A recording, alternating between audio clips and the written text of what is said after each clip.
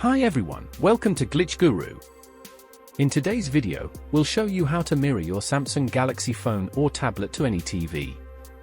There are two ways to do this, and both require you to connect your TV and your Samsung Galaxy phone to the same Wi-Fi network. So, make sure to do that first. After that, open the Settings app on your Samsung phone. Then, tap on Connected Devices. Here, select the Smart View option at the bottom. Now, turn on your TV, and it should appear on the list.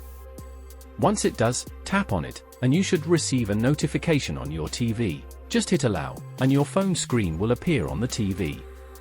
If you're using a Google TV or Chromecast device, you can also use the Google Home app to mirror your Samsung phone to the TV. If you don't have this app already, download it from the Play Store and sign in with the same Google account you're using on the TV. Once that is done, go to the Devices tab and select your TV. If you don't see it, just use the Add button to include it. In this menu, tap on the Cast My Screen option, then select Cast Screen. Once you do this, your Samsung phone screen will appear on the TV. If you have any questions, feel free to ask in the comments below. And don't forget to subscribe.